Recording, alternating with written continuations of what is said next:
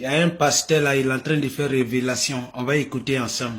Affaire de Jésus-Christ. On va écouter ensemble. Bonjour. Je t'ai posé beaucoup de questions ce matin. Tu es pasteur. J'étais pasteur. Tu étais pasteur, excuse-moi. Ouais. Maintenant, je veux savoir, Ouais. pourquoi tu n'es plus? Eh bien, je suis pasteur parce que j'ai compris que, au fait, ce Dieu que le blanc nous a amené, parce qu'il faut comprendre que ce que la langue que nous parlons, la langue, c'est le vécu de la pensée. Ça veut dire que c'est ce que tu vois, c'est ce qui te permet à désigner la chose selon la pensée. Or, quand on dit Dieu, ce n'est pas dans notre langue. Les Africains ne connaissent pas Dieu. Les Africains connaissent, moi dans ma langue maternelle, l'indéfini dont on l'appelle Nyatse, Nyamien, Lago, Admanga. Dans plusieurs langues africaines, on peut définir la créature, le créateur. Donc, nous sommes seulement ces créateurs. Mais Dieu, que le blanc nous a amené, c'est un faux. C'est la raison pour laquelle, quand j'ai pris conscience de cela, alors je suis sorti de là. Simple, je me suis rendu compte, au fait, c'est que de l'arnaque. On nous a arnaqués depuis tant d'années, afin qu'on ne puisse jamais prendre conscience de véritablement notre identité. C'est ce qui a fait que je suis sorti de là. Je ne sais pas si la réponse vous convient, ou vous voulez que je donne encore plus de détails. Donne plus de détails, s'il te plaît. Bon. Parce qu'il faut comprendre que d'abord, quand j'ai compris quoi? J'ai compris qu'en 1454, la première église de l'humanité était l'église catholique.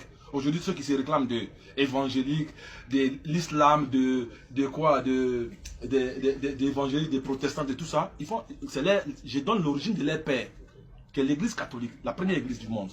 Donc, ils gouvernaient le monde. Et cette décision a été prise à l'an 325 par Alexandre le Grand, Constantin. C'est ceux-là qui ont fait asseoir ce qu'on vous appelle le christianisme aujourd'hui. Donc, c'était des pédophiles. Quand tu étudies la vie de ces personnes, ce sont des pédophiles, des voleurs, des braqueurs, des prieurs et des barbares qui ont pris une décision pour pouvoir dominer le monde. Donc, à partir de ce moment, ils se sont dit que nous allons créer un personnage fictif, donc la personne de Jésus, qui n'a jamais existé, et qu'enfin, quiconque dit, parce qu'il faut comprendre qu'ils sont partis sur la base de la spiritualité des Africains. C'est la base sur la spiritualité des Africains, parce que les Africains déjà connaissaient la divinité. Ils connaissaient déjà, non, il y avait Osiris, dont on appelait Asaré, Osiris, Horus. Donc toute cette divinité africaine, ils l'ont déportée dans leur pathologie névrose de Jésus. Donc, il faut comprendre que s'il y a du faux, c'est qu'il y a du vrai quelque part. Le vrai était chez nous, mais seulement qu'ils ont pris. Mais il faut étudier ça pour comprendre, parce que quand j'étais à l'école pastorale, on nous apprend ça. D'abord les pasteurs, les théologiens qui se disent des théologiens, ils ne connaissent pas l'histoire de l'Afrique, donc ils ne peuvent pas nous enseigner ça. Ça, c'est quand tu sors de là et que tu vas faire des recherches, donc nous parlons des faits. Donc tout le monde peut faire des recherches qu'on peut trouver. On ne parle pas de l'histoire, on ne parle pas des légendes, on parle d'une histoire qui accompagne des faits. Donc à partir de ce moment, ils ont imposé à l'humanité. Tout humain devait confesser Jésus comme Seigneur Sauveur. Donc ils ont balayé d'un revers de main ce que nos ancêtres ont fait depuis. Du reste, des pyramides étaient déjà là, tout était déjà, nos parents avaient déjà fait cette civilisation. C'est pour ça qu'ils disent que à l'an 1, avant Jésus, bien après Jésus. Tu comprends? C'est-à-dire que ceux qui étaient avant les christianistes, on ne les compte plus. Donc ils ont mis l'an 0. À partir de ce moment, c'est eux qui gouvernent le monde. Mais ceux qui étaient avant, on les a balayés d'un revers de main. Donc quand j'ai pris connaissance de notre histoire, de l'histoire de l'homme noir qui a vécu plus de 500 000 ans sans partage de civilisation, alors j'ai compris que moi je ne peux pas être le premier sur la terre. Et donc non seulement la Bible et le Coran et la Torah disent que Dieu a créé l'homme à son image et à sa ressemblance. Je passe sur cette base pour tous les croyants. Si Dieu a créé l'homme à son image et à sa ressemblance, le premier homme, donc la Bible et le Coran, la Torah en parlent, s'appelle Adam. Donc nous sommes tous les descendants d'Adam. Et donc nous allons le voir historiquement pour voir qui est sur Adam. Qui est né sur cette terre, qui est la première personne? Quand historiquement on vérifie que ce que la Bible dit, que Adam, c'est un noir. Vous voyez?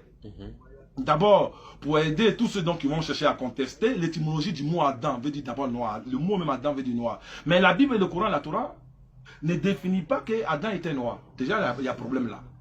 Parce qu'on dit que l'Afrique est le berceau de l'humanité. Personne ne peut le contester, même que tu sois croyant ou pas. Mais pourquoi est-ce que l'Afrique est le berceau de l'humanité et la Bible et le Coran et la Torah, qui sont censés dire la vérité, n'ont jamais dit que le premier homme sur la terre était noir? Déjà, il y a un problème. C'est qu'il y a un vice là, déjà, frère. Tu es musulman. Si je ne dis pas vrai, dis-moi. Donc, il y a un problème. Si la Bible et le Coran et la Torah disaient que le premier homme était noir, je te jure, frère, jamais ils vont mettre les noirs en esclavage. Donc le mensonge part, le mensonge part de là. C'est-à-dire que le périple, la souffrance des Noirs vient par ces livres-là, qui sont que des affabulations. Et quand est-ce qu'il y a une vérité dedans, ça parle des Noirs, des Noirs, notre histoire, nos coutumes, nos traditions, se trouve là-dedans. Et donc quand j'ai pris conscience de cela, je ne peux pas demeurer dans le mensonge. Il est écrit dans la Bible comme dans le Coran. Vous connaîtrez la vérité, Jean 8,32, vous connaîtrez la vérité vous affranchira et elle vous rendra libre. Ben donc, puisque je suis en train de chercher cette liberté au travers de la vérité, quand je l'ai connue, la seule des choses que je peux faire pour être libre, c'est de sortir de là. Je ne peux pas demeurer dans le mensonge tout en disant que je suis dans la vérité. J'ai connu la vérité. Pourquoi est-ce que je vais rester là? C'est pour ça que je suis sorti de là. Et j'ai dit à mes frères, et quand il était sorti, j'étais énervé, je voulais même déchirer la Bible. Il dit, mais comment est-ce que je peux faire des trucs comme ça? Mais après, j'ai compris qu'il faut prendre cette même livre qui a aliéné des millions de Noirs, parce qu'il faut comprendre que l'esclavage et l'esclavage des Noirs, la Bible les valide, le Coran et la Torah les valident. Sur la malédiction de Cham, dont nous sommes les descendants de Kamites. Et donc, un livre ne peut pas valider l'esclavage, tout en disant qu'elle est bien pour nous. C'est ça le problème. Donc, à partir du moment où j'ai compris ça, eh bien, je suis sorti de là et je prends cette même livre pour démontrer à mes frères, comme je t'ai dit, comme cet après-midi, je t'ai montré que le Coran et la Torah, la Bible, s'il y a une vérité, ça parle de nous. Donc voilà un peu pourquoi je suis sorti de là. Ok. Et j'ai une autre question à vous poser. Oui. Tu étais pasteur. Oui. Là, tu n'es plus. Oui. Tu as fait même des études pour être pasteur, c'est ça? Ok. Est-ce que, moi j'ai une question à te poser. Maintenant, je veux savoir, est-ce que Jésus, que nous on appelle dans notre religion Issa, est-ce qu'il a existé réellement? Non. La personne d'Issa, quand on parle d'Issa, oui, Issa a existé, parce que Issa c'est un Noir. Au fait, ce n'est que la spiritualité des Noirs qu'ils ont pris pour transformer les personnages de Jésus, de tout ça là. Ce n'est que la personne comme le prophète Mohammed Salam, que vous dites, voilà, que vous dites, ce n'est qu'un Noir, hein, il est que Noir, hein. Mais sauf que on ne le vénérait pas. C'était quelqu'un qui avait une connaissance, bien sûr, mais le personnage de Jésus n'a jamais existé. Ça, le personnage de Jésus n'est que l'histoire d'Osiris à Saré. Osiris, donc dans notre langue africaine, même aujourd'hui on appelle les gens Asaré, il y a des gens qui s'appellent Asaoré, c'est ça qu'on appelle Osiris. Donc c'était dans l'Égypte antique, la spiritualité des Africains, que non seulement qu'ils ont déporté tout en blanchissant les personnages, sont la personne de Jésus en elle-même n'a jamais existé. Jésus n'a jamais existé. Ce n'est qu'une affabulation. Et par mon cas, je dis les gens, comme ça, ils sont choqués, mais j'ai dit, vous voyez, quand elles sont pas à l'école, on nous apprend l'histoire de la fable, de La Fontaine. Juliette et Roméo. Bon, Juliette et Roméo, c'est un roman, la fable de l'enfant. Quand on te cite, c'est une des choses, on te raconte cette histoire, tu es touché, tu penses que ce sont des personnages qui ont existé, mais non, ce n'est qu'une fable. Une fable, c'est des choses qui n'ont pas, ce sont des science-fiction, ce sont des choses qui n'ont pas existé, ce sont des imaginations des gens. Donc ce personnage Jésus est une imagination des locodèmes, ce que vous appelez blancs. C'est leur imagination, dans le but de soumettre le noir qui est un être spirituel. Parce que aussi longtemps que le noir va croire qu'il y a un Dieu qui existe, qui viendra les sauver, aussi longtemps qu'il sera opprimé. Parce que eux, ils n'ont pas attendu ce Dieu-là pour venir les aider, pour nous mettre en esclavage. Mais nous, on va attendre un Dieu qui va venir nous sauver. Un peuple qui attend un Dieu pour venir les sauver est appelé à disparaître. Mais comme nous sommes le véritable peuple du Créateur, on ne va pas disparaître. Salut, chef. Ok, là j'ai compris, tout est clair. Voilà. Donc, c'est juste ça. Donc, il faut que vous vous réveillez. Moi, mon combat à moi, c'est que tous les Noirs prennent connaissance de leur identité. C'est la première délivrance d'abord. Les églises et les mosquées doivent être fermées en Afrique. C'est le combat dont je mène.